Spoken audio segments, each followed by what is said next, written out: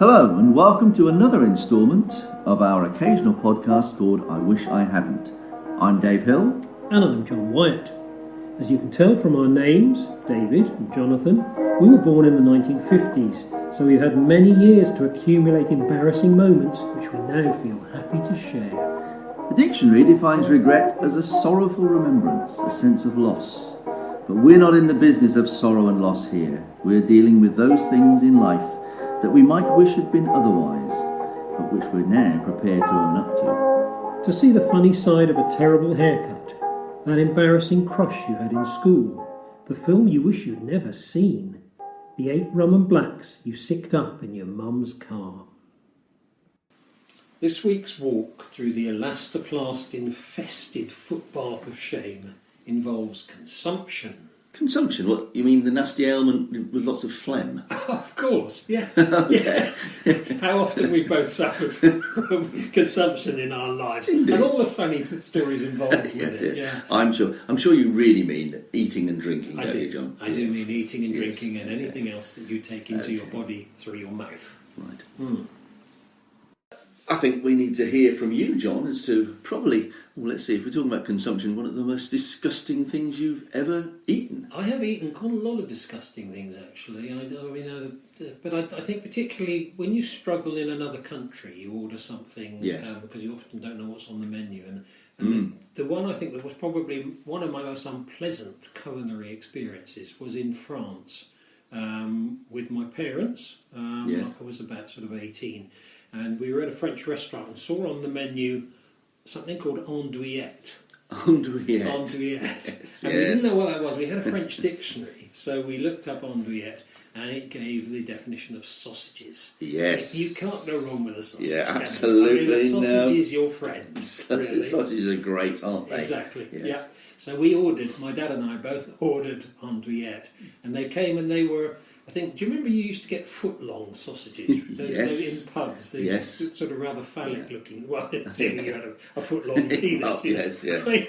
Which of us are that lucky? Something you would dream of. You would, yeah. Anyway, I wish I hadn't ordered it because when they came, they were long, tubular, and grey in colour. Yes. Not a good colour for a sausage. No. When you cut into them, they seem to have lumpy bits, and when you tasted them, we eventually discovered from the waiter that they were formed from the lower intestine of pigs. Yes.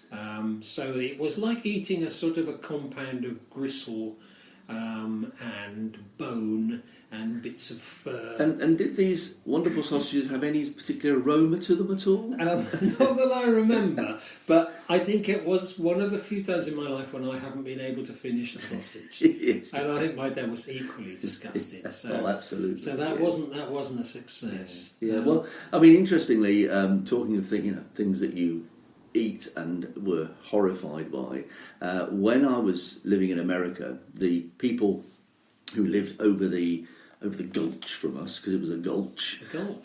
Yes, gulches it was called in a this gulch. country, Murphy Gulch, it was called. They had a fantastic house, and every year they had an oyster party.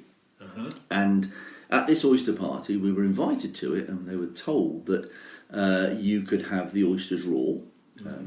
As people find at the seaside, etc. Yeah. I mean, you remember this is Colorado, we're thousands of miles from the sea. Yeah. Or you could have the sort of oyster stew that they made with them cooked. Yeah. Now, I have to say it was the one and only time I've actually had an oyster, and I managed it. It didn't really appeal to me, the raw oyster, and it meant that I was probably put off having them ever afterwards. However, the oyster stew was delicious. I love that. Oh, you had cooked both? Oysters, yes, had both. Okay.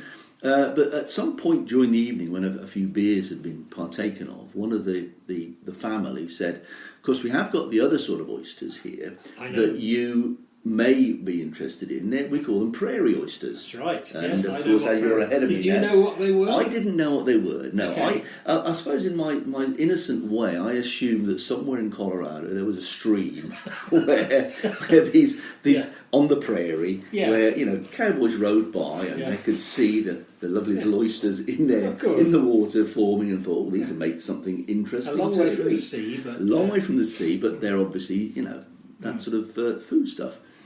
Did you go for a prairie oyster? I went for a prairie oyster. I thought it was a little chewy and a little, should we say, difficult to obviously eat. not served in a shell. And not served in a shell because they don't come in a shell, as you well know. They come in a sack. They come in a sack.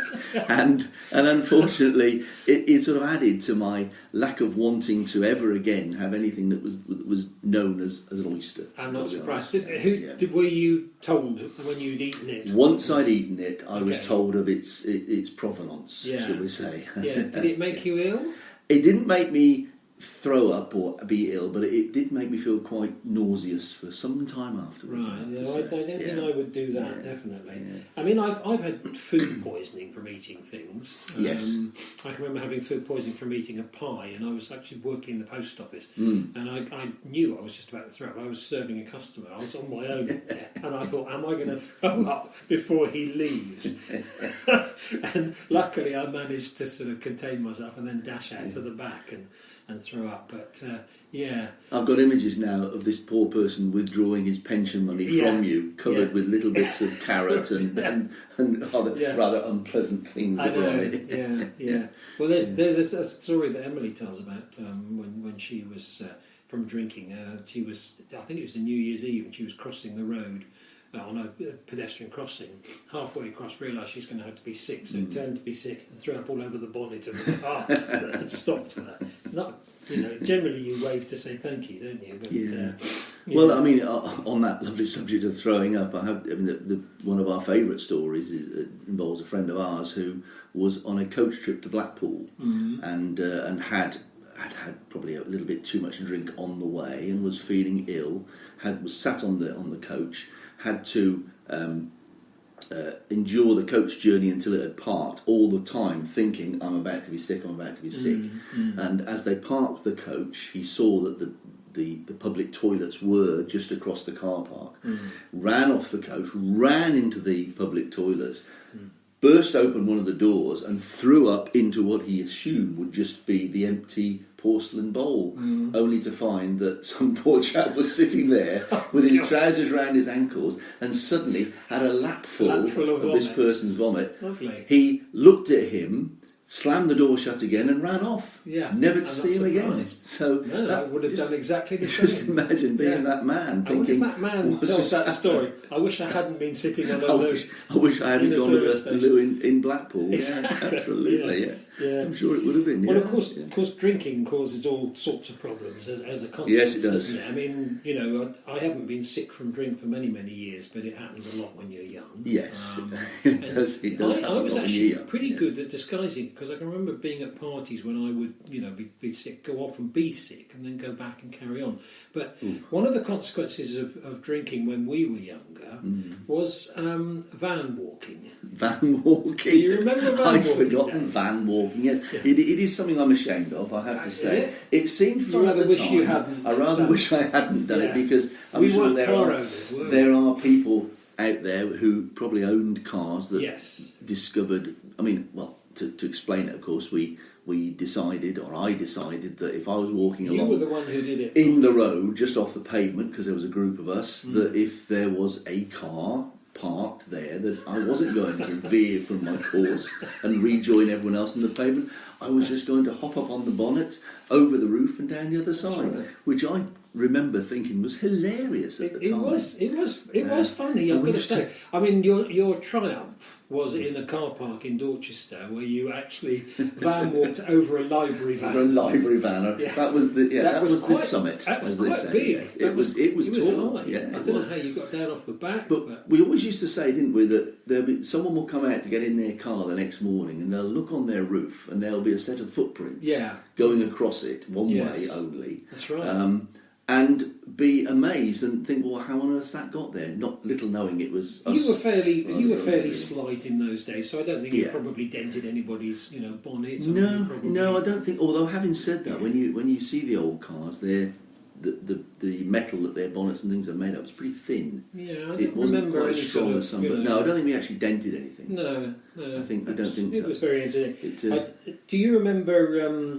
I mean, I don't particularly say I wish I hadn't done this. I mean, there are lots of things I wish I hadn't done under the influence of alcohol, but one that I was actually rather proud of. So it's a kind of when we were leaving the tavern in Dorchester after an evening, and a group of guys came up to us, and one of them said to me, I don't know why they took against us. They probably just wanted to fight, Yes, and we were strenuously anti-fight. Oh, totally, yes. And one of them said to me, do you want a punch in the mouth? And my response was, no thanks, I'm trying to give them up. I remember it well. He was so nonplussed by the response that we actually walked away. I think walked away is probably. I think there was a little bit more speed to our dispersal than that. But yes, I do remember that, and I think it was probably words that he had to figure out what you were actually talking about. Yeah, and by that time we'd gone. Yeah. Well, of course, I mean the tavern does.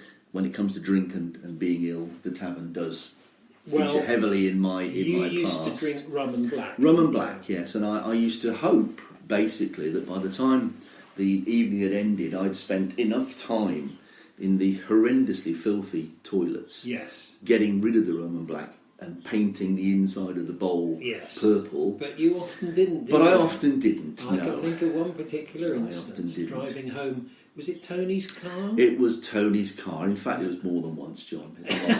Far more than once. Yes, that we would leave Tony's house or get in the car to go back to where we'd come from, and about a mile down the road, it would well up in me. The window would be wound down, and the contents of my stomach would with the aid of the wind rushing past, spread themselves all over the side. No thought of stopping the car? No, we just carried on, basically. Held my head out the window. And so regular sort of Sunday morning enterprise for Tony would be washing down his car. Washing it off before the acids in it ate away at the paintwork, which was never quite as robust as it is these days. I ever did that. I never decorated the outside of a car. I always had the decorum to do it, Well, I'm afraid that my tolerance for alcohol was always sort of a couple of drinks and I was fine. 3 was pushing it. Yeah. And I never went to the happy drunk stage. I always went from that to feeling ill with the next drink. So I never had that. Oh, it's the next one that does it. I wish I hadn't had that propensity to although sometimes I think, well, if I had been able to keep going, would I have been a horrible drunk? So true. You never know. Probably, yeah. No. Have you ever eaten anything or drunk anything out of politeness?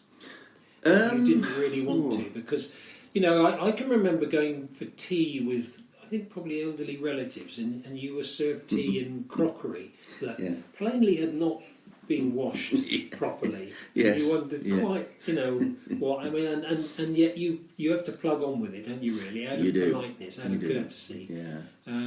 I can also think of a time when we did a runner from a restaurant before eating. Can you remember that? Yes, I can. In France, I think it was, wasn't it? Yeah. In we went Boulogne. Sat down, and Lynn went to the loos, came back, and was just making the gesture with her hands that we're out of here. Yeah, we're gone. Because the sight of the loos had so upset her that we decided that. So we didn't make a fuss about it, did we? Maybe, but possibly, yeah. And we all got up and decamped quickly. We went quickly, and in fact, I think that led to our first tasting of Thai food after that, because we went to a Thai restaurant. That's right, we did indeed. Yeah. And then, of course, drugs, which we were both largely innocent, were we? Hopeless. And I think that I would say that I wish I hadn't indulged in drugs sometimes, because I either suffered from paranoia, where you'd be walking along the road feeling like, it was obvious that everyone will know. Everyone will know. Or the unfortunate thing where, you'd smoke in a group, and then I can just remember sitting around a room more or less catatonic. Everybody just, and that's not the idea. Surely you should be jolly and happy. But everybody was kind of just sunk there in their own puddle of thoughts. Well, I think my experience of it were always, and it wasn't that very often that I did partake of it, but I used to sit there thinking, why is everybody else looking like they are, the return to hippiedom, and I'm sitting here thinking, nothing's happening. No, nothing's happening no, to me. I had And that I experience too. did used to wonder if some of it was put on by people, or maybe what we'd been given as cannabis turned out to be tea leaves. Well, true. Who knows? Yeah. So I'd say in many cases when I'd smoked, I mean, I rather wish I hadn't, because it didn't really do anything for me very much. No, absolutely not. I did. Yeah. I did. I also remember when I was at college, I went to an all-nighter, and we'd sublet our flat over the summer to some people who were called Reg and Mavis. Mavis left behind a bottle of Valium. Oh yeah. And I thought, well, I'll take some Valium. Yeah. I didn't quite know what Valium did, but in those days you didn't really ask too many questions. So I took several Valium, and I don't remember it having any effect at all. I mean, wasn't it an antidepressant? Antidepressant. Yeah, but then I'm normally cheerful anyway. Well, exactly. Yes. So I'm not quite sure what that should have. So I can't say necessarily that I wish I hadn't had them, but it didn't actually make any difference to me. I can remember when I was at college being offered a very tiny thing that was purported to be LSD, and I can remember being so paranoid about the effects of it and hearing so many things about bad trips that people had that I said no thanks, I'm not really interested.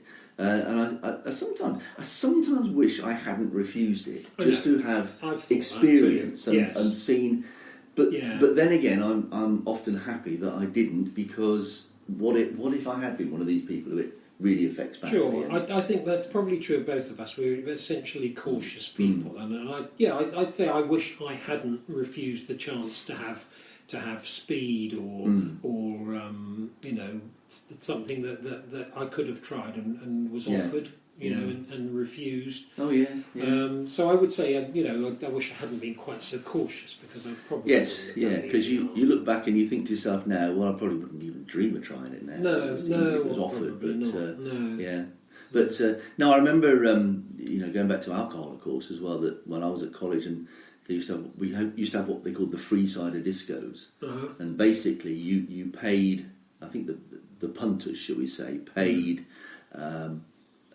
10p or something to come in, and they bought the committee that I was on had bought about 4 barrels of very rough cider, and this cider was potent, and because I was doing the disco at the time, Dave Double X, and the old. Is that what you called yourself? No, I used to think people hopefully would call it me, but nobody ever did. Nobody ever did. That's a sick name. but because I was doing the disco and doing the fades and everything, people would bring me little cups of the free cider, because I didn't have to pay for it. Yeah. And I would, as I'm doing it, it's a hot, sweaty night, I'm knocking this back, and I probably drank, probably the best part of about 6 pints of it in the end. Well, this is strong stuff. And I know that every time we had a free cider disco, I would look forward to doing it, and then horrendously regret it the next morning, either from where I woke up that morning, which we probably draw a veil over some of the bedrooms I'd woken up in, but also the fact that my next day, which was a Saturday, which is a day I used to like to play sport on, often was wiped out. Well, that is a big thing when I wish I hadn't drunk. I can remember it does effectively wipe you out for the whole of the next day. Yeah. And I don't regret that, not doing that any longer. I can think of weekends effectively wasted, because you get wasted on a Friday night, and it effectively lasts for 24 hours plus. You just feel terrible the next day, taking aspirin and paracetamol, and just waiting for it to go away. Exactly, really. And you think never again, but then it's the following night. Do you still on the subject of cider? Do you remember Ike's cider? Remember Ike's cider at all? No, I don't think I ever had Ike's cider. Well, Ike was a man who lived in a village near to where we lived, and who made his own cider. And the men of the village on a Saturday would, at about 10 in the morning, all go into Ike's shed. And Ike's shed was where he made this cider. The rumour was that... Was it a male-only thing? It was a male-only thing. Right. It was... The rumour was that this cider had... what gave it its potency was that a joint of meat was put in fed it. to it. Fed to I've it, and then that, yeah. the bones would be taken out and the meat had all gone into it. Yeah. And it was extremely potent. It was green. It was a green cider, so it was very, very, I suppose, roughly made. Yeah. But the men of the village would go in at sort of 10 in the morning and not return out until about 5 o'clock at night, at which time they staggered and staggered and staggered all the way back to their various houses. Now, I tried some of it, and it was very potent. And I remember was taking. This when you were a man? This was when I was a callow youth still, really. Okay. And remember thinking, I couldn't drink too much of this. But then remember taking it on a camping holiday, where it was like a plastic container of it went with us. Unfortunately, what I wish I hadn't done with it was left it outside the tent. Oh, right. Because big mistake. Because we'd had some of it that night, not a lot, because it made us pretty merry anyway. And we were thinking, this is going to last us for the week, and we can get drunk really cheaply every night as youths. And of course, in the night, someone had gone outside the tent and relieved themselves in the area where the container was. And but not in the container. Not in the container, but certainly all on the outside, round where the screw top went onto it. Yeah. So nobody then wanted to risk drinking any of this, even though it probably would have been okay. But you'd have had to really wash the. It probably had some curative effects. Yeah, probably. It would, so I wish I hadn't left it outside the tent. No, I'm not surprised. Is what I can say there. Yeah. Well, I think we've covered consumption. We've covered fairly consumption fairly well. Yeah. We've hit on a few old memories. But if the genie enters and says to you, which one would you like to erase from that memory? I mean, would it be van walking? Would it be some of those 24-hour drunks? I think I would say I wish I hadn't eaten the original prairie oyster. Yes. Because even now when I think about it and its connotations, not too keen on that. Yeah, and so I would say that Genie. I wish I hadn't ordered Andouillette. Yeah, absolutely. Because, I mean, if you're in a French restaurant, there's so much wonderful food. Oh, absolutely. And to buy to order a sausage that is essentially made from the arse of a pig. Yes. That's like a what do we call it, challenge, isn't it? On I'm a Celebrity. Exactly. Yes, but this was served in a fairly high-end French restaurant. So high end rather than low end, obviously. Only the low end of the pig. Yeah. I think we'll leave it there. I think we'll leave it there. Yeah.